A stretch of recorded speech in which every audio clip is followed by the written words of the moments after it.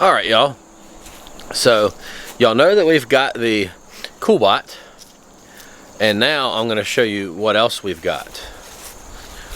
We have acquired an 8-foot by 8-foot by 20-foot long walk-in cooler, and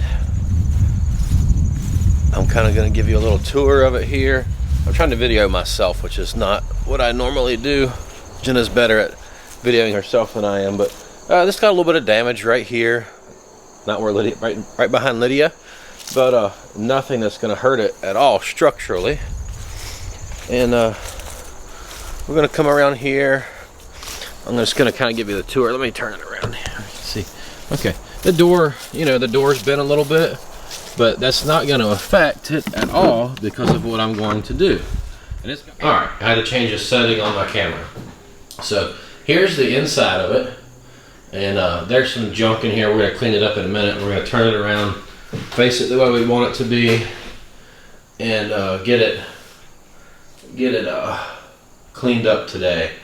But what I'm going to do, I'm going to come out from this back wall here and build a partition wall. So it's going to be an 8-foot by 8-foot partition that's going to actually be cooled. And then what we're going to do is put tables and stuff in this other half over here, because remember, I think this is 20 feet long. I haven't actually done any measurements yet, but I'm pretty sure it's 20 feet long. I'm going to have the rest of this area as a workspace for processing animals. And the cool thing about that is, if it's like summertime and we're going to butcher a hog or beef or whatever, all we've got to do, we'll have our CoolBot running over here, cooling. And if it's hot outside, we can just open the door and process in here, and it'll be cool for us. But this is like all aluminum and insulated really well all the way around, top, bottom, sides. So this is probably like 5 inches thick, 4.5 at least, of insulation. So this is going to be really cool. But anyway, this is what we're going to be doing. We're going to be putting our window unit in this wall back here, and also we have a window unit. So hopefully it'll work. It's actually 3,000 BTU bigger than I need for the space I'm going to be cooling, so that should work really good. It's an older unit, but it was working good. Some neighbors, friends of ours, just gave it to us. They didn't need it anymore. They found out what we were doing and they gave it to us. This walk-in cooler, I ended up doing some work for an old friend who had it, and he wasn't going to use it. He used to raise hogs and was going to use this, and then kind of got out of the hog business. He never got it set up, and ended up doing some work, trading some work, and $200 for this. So we have this, $200, free air conditioner unit. So basically I'm going to have $200 and whatever the cost of the framing material, a door, and my neighbor also has the rigid foam insulation that I'm going to need to put this together. So it's going to be pretty awesome. All right, so what we're doing right now, we're going to turn this thing around so that we have the door on this side. It was just the way we loaded it.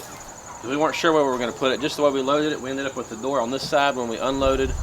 But we're going to spin it around with the tractor, put it closer up against the barn right here, and then have the door, you know, closer back to the wall. You'll see. So anyway, that's what we're getting ready to do now.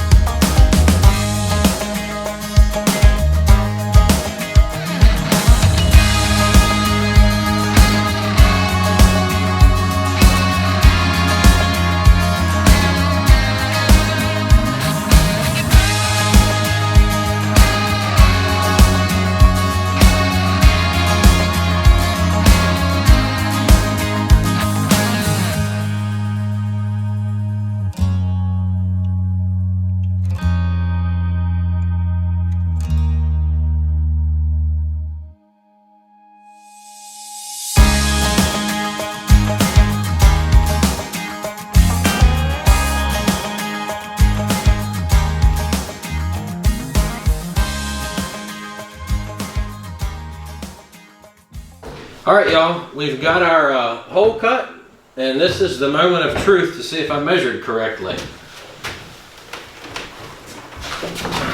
Sit on your leg, get another bite on it. You got it.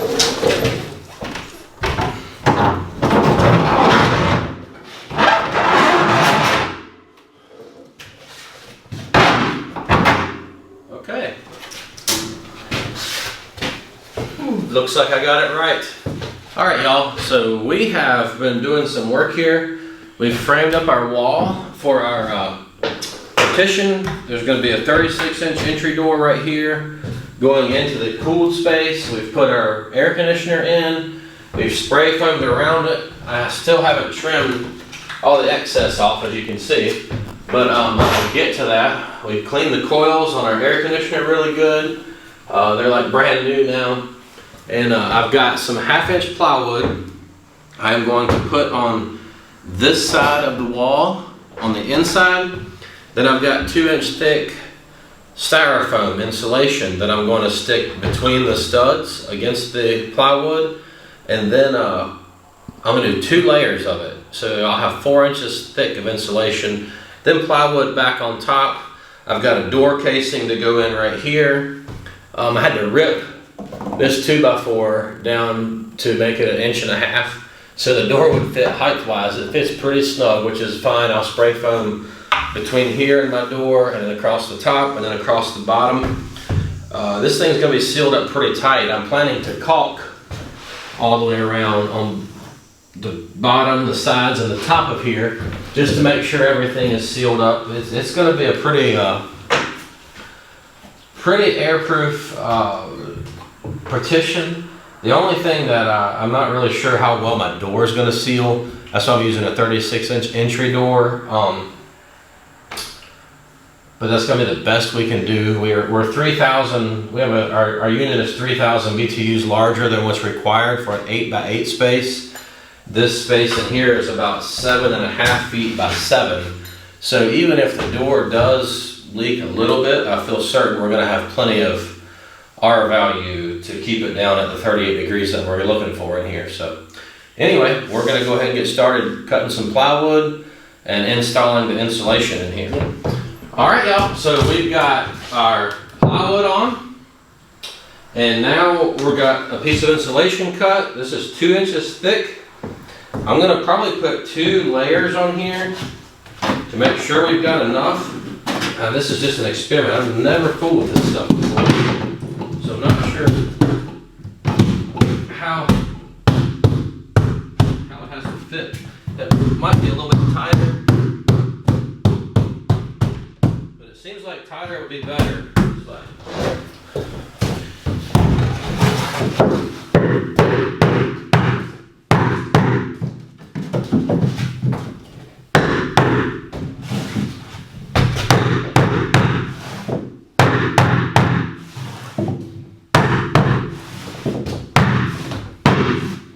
Okay. Well, I think that's going to work.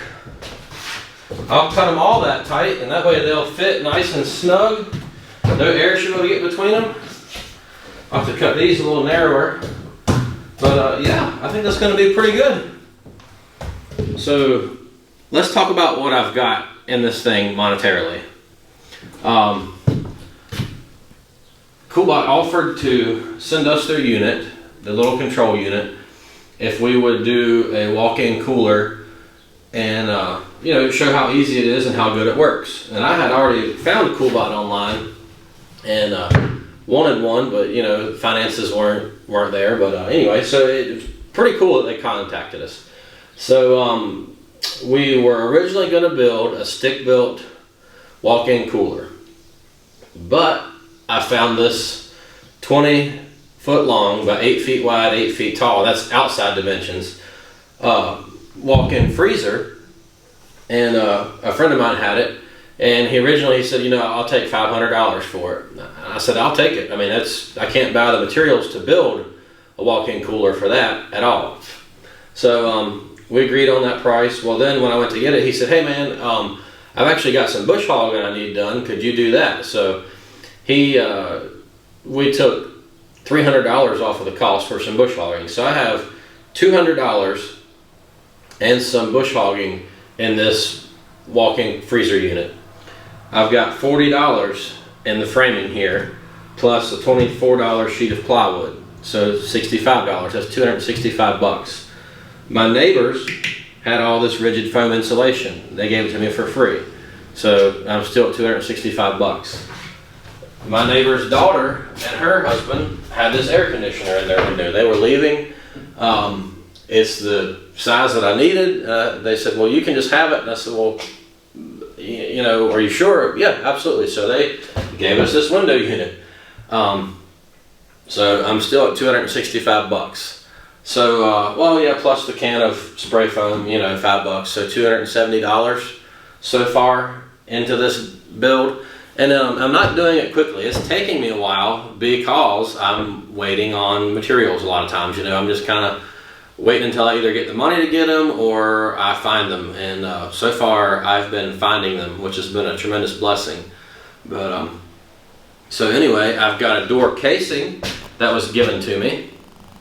That's what the door is framed to. It's not in right now. So I have to find a 36-inch exterior door. And I have to find, I have a light for in here, but I've got to find a junction box, a receptacle, a light switch, and I believe that's it. I was already given a light for in the workstation part of it, so a big 4-foot LED light. And as long as that works, I'm covered on lights. So basically, I mean, I don't have that much more to gather up. I think I know where I can get all those materials. A buddy of mine is a contractor, and he's told me, he said, look, if you need anything, he said, I've probably got it. Just come look and you can have it. So this has been just a tremendous blessing. I mean, it's a dream. I never really thought I would have one, but here we have 7 feet long, 7.5 feet wide. I'm going back and forth, kicking the idea around. I've got some barn door tracks that I've never used. I bought them here before we moved to Florida. I've hauled them to Florida. I've hauled them back. They're still here. And if I do, Jack was suggesting we'd cut them into 3 pieces and run them one here, and one here. And then we can take the trolley systems and stick in them. And we can just put our meat, whatever it is, whether it's hog, deer, beef, and just run it down the tracks, and it will be in here hanging. Sounds like a great idea to me. So I'm still kicking that idea around, but I probably am going to go for it. I've got to either build some tables. Turn around here, Jack, and show this part. I've got to either build some tables for working up neat in here, some shelves for our stuff for that, knives and things like that. You know, we can put our meat grinder in here and store it. It's going to be a self-contained meat processing station, which is crazy. And so here it is.